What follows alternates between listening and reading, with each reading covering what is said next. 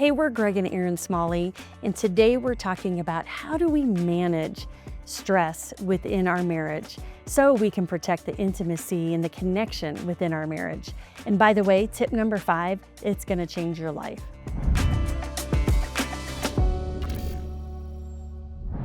Stress has such a unique impact on the individual. I mean, when I feel stress, it makes me feel unsafe kind of in life. Stress has this unique way of just making people feel unsafe. And when we don't feel safe, we tend to shut our hearts down. You know, it's interesting, even when as a guy, when I'm stressed out, there's just a natural pull to want to isolate, kind of go into the cave, so to speak, and just be by myself. Yeah, versus women have the tendency when we're stressed to want to tend and befriend other women, to tend to our children and befriend other women. And so it's a very different response. so I always different. think, why did God do that? Because, you know, you think about he's isolating and I'm wanting to lean in and connect. It can set you up for even more stress within the marriage. Thus robbing that connection and intimacy that we all long for. And you're right, I like how you said, it's not about reducing stress, because maybe in this season of your life, that's really not possible, but we can learn how to manage stress in a way that helps our hearts stay open. And that's really the key. And so we're going to get into that. But before, don't forget to subscribe. We have weekly videos to help you and your spouse not only draw closer together, but to thrive with Christ. So tip number 1 for managing stress within your marriage, first and foremost, express your feelings.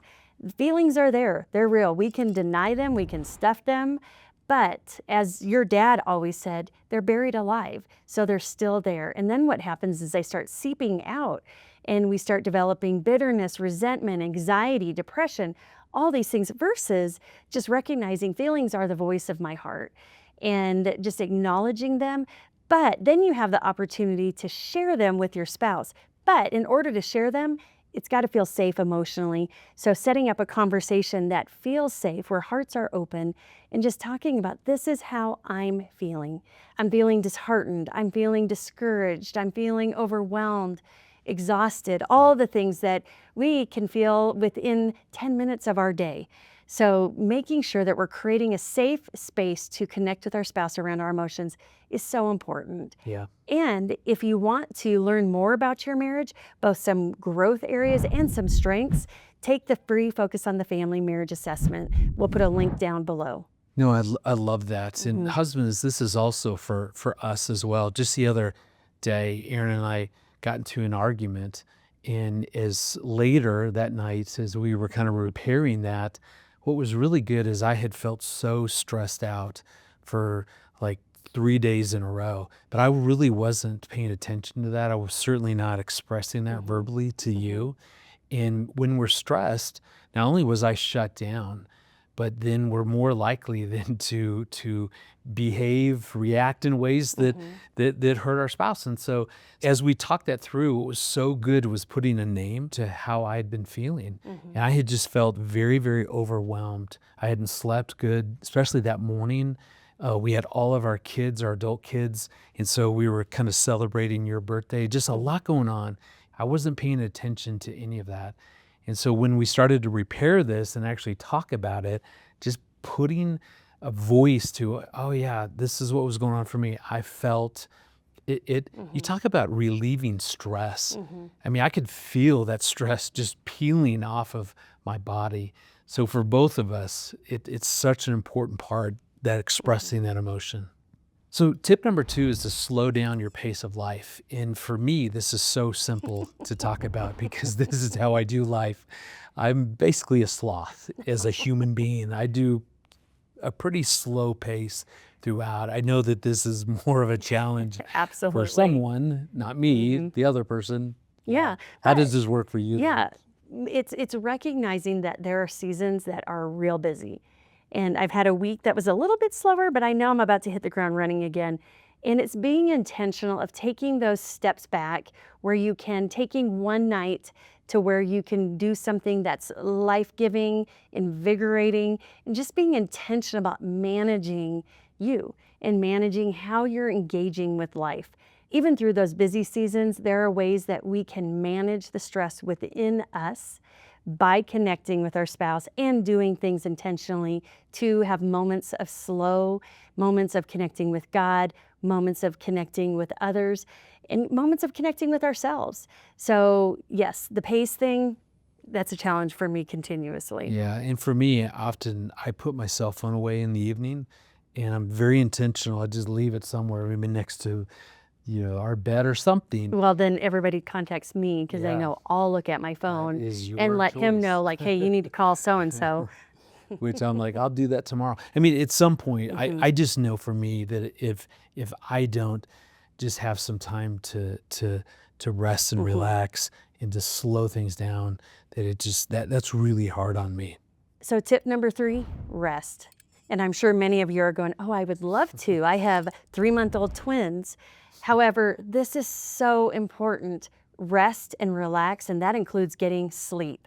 And I know if you're in that season with small babies, young kids, and they're getting up at night, it's just looking for those opportunities. How can I rest more effectively? Maybe going to bed 15 minutes earlier, maybe setting electronics aside earlier, decreasing caffeine at night, just doing something intentionally to increase your sleep, because sleep is a huge part of rest. Research shows that we need 7 to 9 hours of sleep a night, and the research I've read says 80% of us do not get that.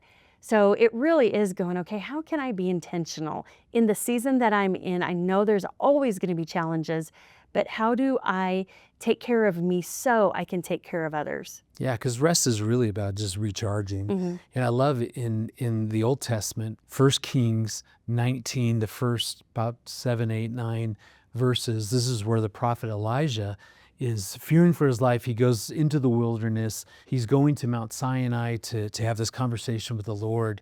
And at some point, he just is so exhausted that he just sits under a broom tree. And literally says, God, I'm done. Just take me Mhm. now.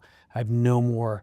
And he falls asleep, and then an angel appears and like wakes him up and says, you need to get up and you need to eat something.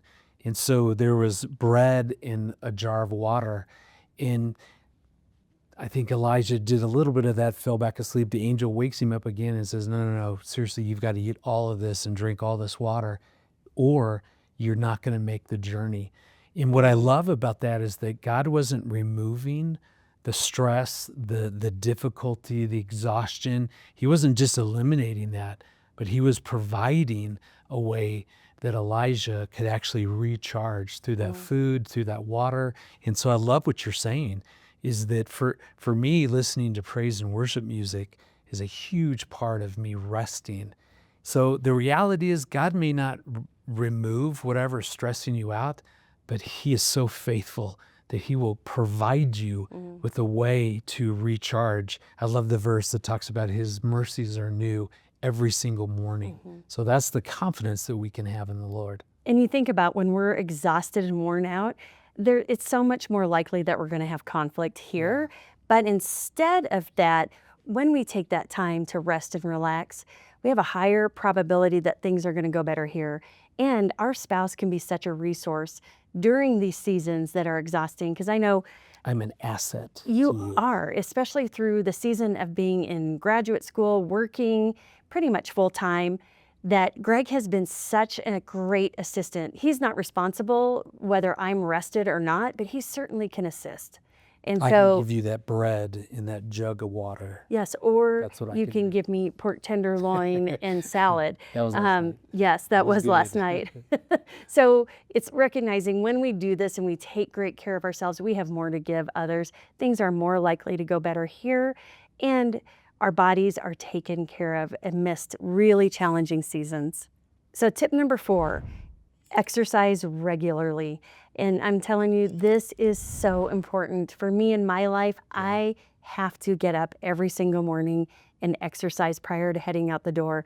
Exercise is so important, not just to our physical body, but as well our emotional self.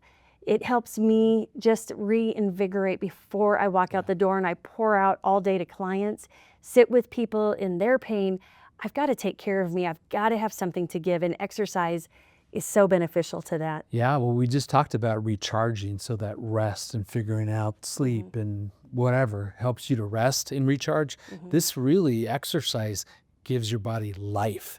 It's almost counterintuitive because you're sweating, you're exhausted, but there's something, you're right, when we do exercise that it's just not only are we taking great care of ourselves, but we're creating life, and it's bringing our body back to life. So figure out in all these different seasons. So in this season of your life, what is exercise going to look like for you? Like for me, I've been doing the exercise bike or using our treadmill. So that's been huge for me. Versus I get on the Peloton every morning. My therapist friends that I work with, we were just talking about it yesterday. We want to get one of those walking pads at the office. So in between clients, we can jump on that thing and get 5 minutes in. You know, that would add up throughout the day. It really is just being creative about how do I get exercise every single day, or at least, 3 to 5 times a week. Really looking at 30 minutes a day, exercising, it makes such a difference. All right, so here's the last tip, and as Aaron promised, this is the one that is such a game changer. And this tip is learning to set boundaries and really making sure that you're able to say no. Because my personality, I'm a peacemaker. This is hard for me. I'm a people pleaser. Saying no can be really hard for me. So this has taken me some work. I think you do this pretty well. Yeah, because when I'm spread super thin in different seasons, I have learned I have to say no to additional opportunities, responsibilities, because at some point you burn out. So saying no is actually helpful because you're setting a boundary. And when we set boundaries, it helps our heart to stay open. So really, you're protecting you and the relationship when you're saying no. But this is so selfish, Aaron. Oh, that's what I was just going to say, because the world tells us, especially moms, women, and for men too, but I hear it a lot from young moms. My kids don't like it when I tell them no, or my friends don't like it when I say I can't go out. And because the bottom line is, again, everybody is going to want pieces of you. Everybody is going to want your time, your energy, and it's our decision what we have to give. We know what we have to give. They don't. So setting that boundary is actually going to protect the relationship and you. You know, it was really helpful for me because I like that. And you're right. There's a reality that I can't give what I don't have. So I get that's why on the airline, they're always put the mask on you first before you help this other person. I mean, intellectually, I get all that, but it's still that drive for me. I want to please and I want to help and I want to serve. Jesus came, not to be served, but to serve. And what was really helpful for me was actually watching and reading and understanding that this is exactly what Jesus models time and time again. I love the feeding of the 5,000 story. Just grab that in the New Testament, just read it from this lens, watching how Jesus was constantly taking good care of himself so that he had more to give. When they first got there, everybody wanted to hear from the master, the teacher. And what does he do? He actually says, nope. And he kept people away. He gets in a boat, goes out into the water with a couple of disciples so he can spend time recharging through prayer.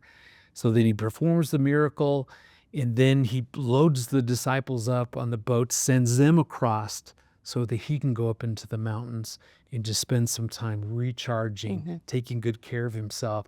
So he modeled saying no. Even though he knew he had a very short ministry window, he still understood I'm human, God in human form, and I wear out. And I not only need to recharge, but to do things to help regain life for him. But he did that by setting boundaries. So that was just super helpful. I'm like, all right, I want to be like Jesus. If he did that, then it inspired me to make sure that I'm doing that. Because I love what you're saying, right? Those closest to you, they're going to fight you. They want your time. They want this unlimited access to you because you're so amazing. But setting boundaries, you're right. That's a great way to make sure your heart stays open and it's so well cared for. So our hope is that you understand that there's going to be stressful seasons in your life. You already know that. But there are things that you can be doing, you and your spouse can be doing to manage the stress within your life and your marriage. Well, thanks for joining us. Don't forget to like this video and subscribe for weekly videos because we want to help your marriage thrive in Christ.